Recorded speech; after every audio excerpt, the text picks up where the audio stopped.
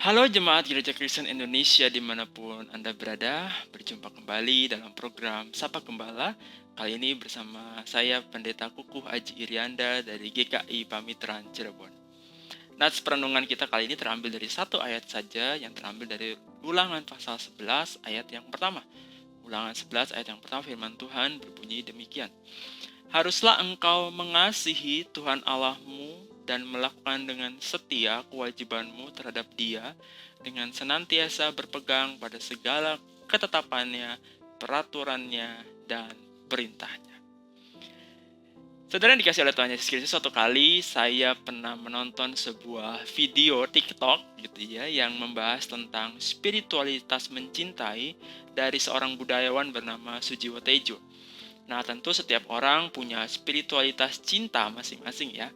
Tapi cara Sujiwo Tejo menghayati cinta itu sungguh menarik ya. Oleh sebab itu mari kita lihat video yang dia sampaikan berkaitan dengan mencintai.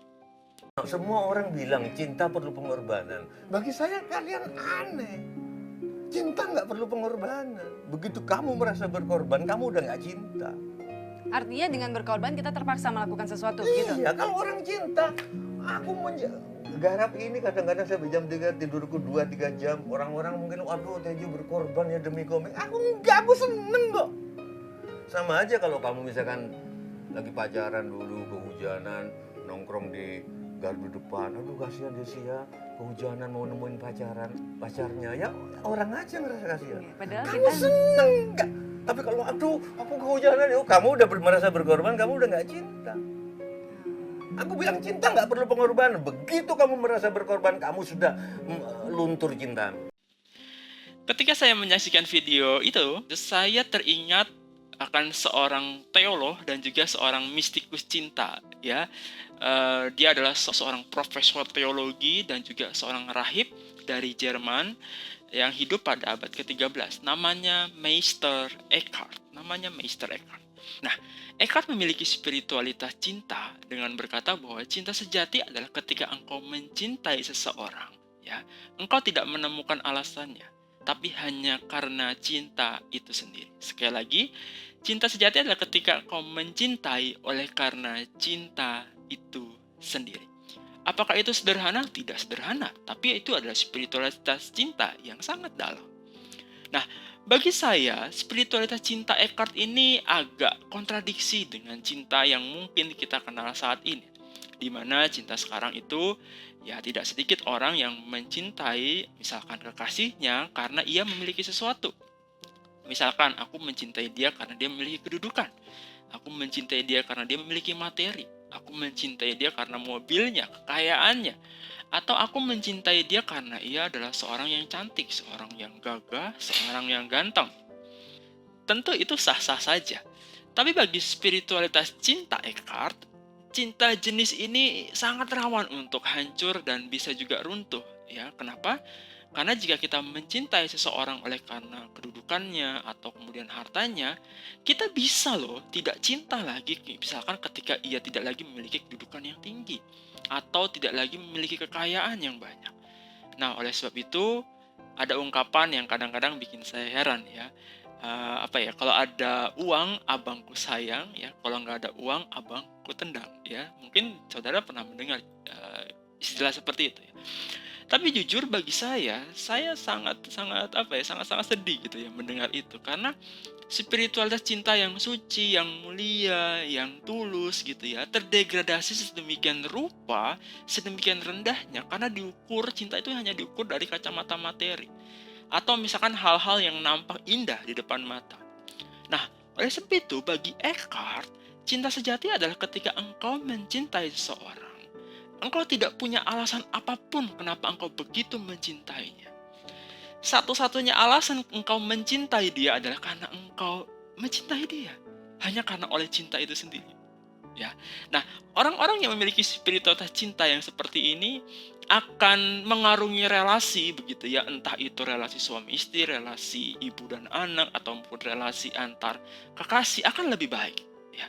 Artinya, aku mencintai dia bukan oleh karena misalkan cantiknya, gagahnya, kemudian kekuatan fisiknya begitu dan lain sebagainya. Kenapa?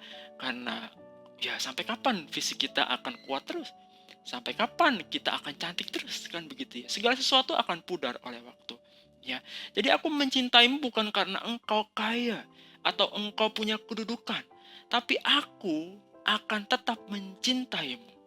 Ya, ketika engkau memiliki spiritualitas cinta sejati adalah, ya aku akan tetap mencintaimu. Baik ketika engkau masih cantik, ya, atau maupun ketika istri kita atau kekasih kita sudah tidak cantik lagi, begitu ya.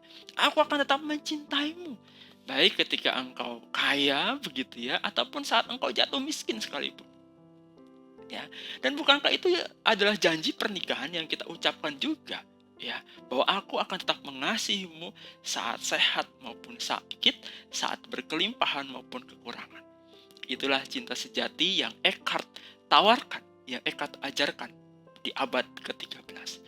Nah, Ulangan 11 ayat yang pertama yang tadi kita baca juga berisi tentang nasihat Musa kepada bangsa Israel.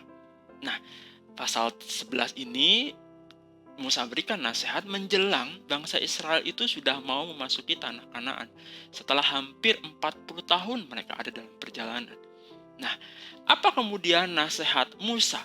Sebenarnya perintah ini adalah perintah yang terus berulang dan disampaikan Musa kepada bangsa itu.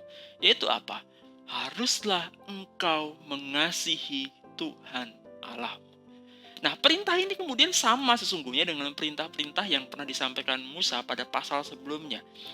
Pasal 6 misalkan. Dengarlah hai orang Israel, Tuhan itu Allah kita, Tuhan itu esa. Ya, kasihilah Tuhan Allahmu dengan segenap hatimu dan dengan segenap jiwamu dan dengan segenap kekuatanmu. Nah, oleh sebab itu, betul jika orang Yahudi ditanya tentang hukum mana yang terutama, ya kasihilah Tuhan Allahmu dengan segenap jiwamu dan dengan segenap kekuatanmu. Ya.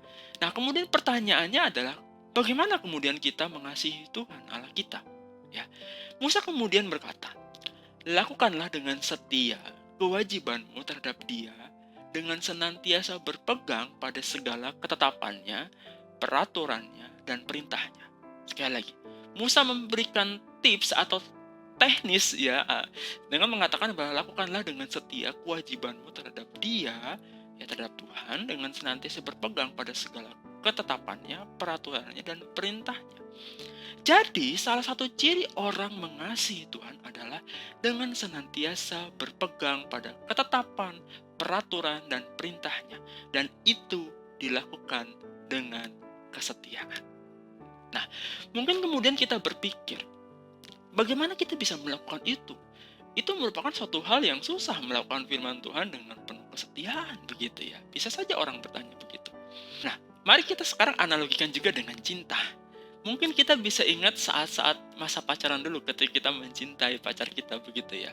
Saat rumah kekasih kita jauh, ya sejauh apapun begitu ya. Tapi kalau misalkan kita mencintai pacar kita, kekasih kita pasti akan menghampiri dia.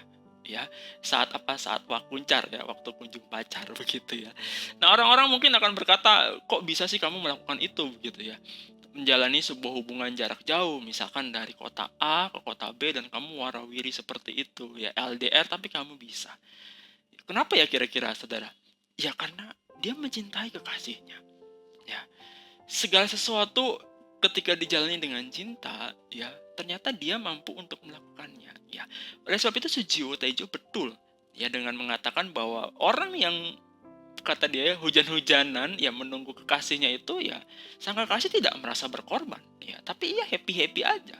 Seolah-olah tidak ada beban begitu ya kata Sujiwo Tejo. Kenapa? Ya karena dia mencintainya. Ya, itulah spiritualitas cinta. Oleh karena cintalah kemudian lahir sebuah ungkapan ya bahwa gunung yang tinggi akan kudaki ya, laut yang luas akan kuseberangi demi bisa ketemu kamu begitu ya. Kenapa saya bisa melakukan itu? Hanya karena saya mencintai kamu begitu ya. Nah, dari rasa cintalah kemudian lahir sebuah rasa senang begitu ya, sebuah rasa happy.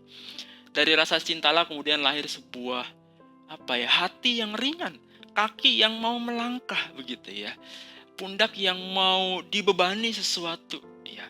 Mungkin bagi orang lain terasa berat ya, tapi bagi orang yang digenangi oleh cinta di dalam hatinya, ia akan menjalani dengan sukacita.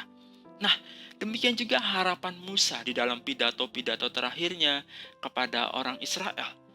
Kenapa Musa mengulangi tentang mengasihi Allah? Karena Musa tahu betul bahwa ia tidak diizinkan Tuhan untuk masuk ke tanah perjanjian itu.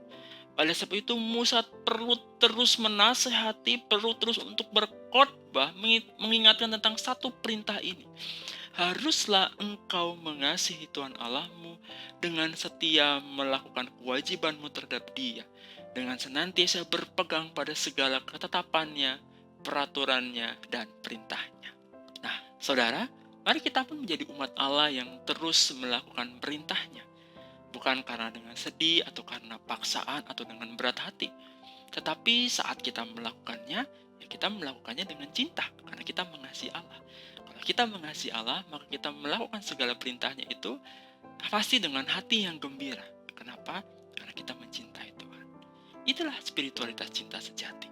Sebuah cinta yang kita tujukan kepada Allah yang sudah lebih dulu mengasihi kita. Sampai di sini Sapa Gembala kali ini. Kiranya firman ini boleh menyapa kita semua untuk menjadi perenungan pada hari ini. Tuhan Yesus memberkati kita semua.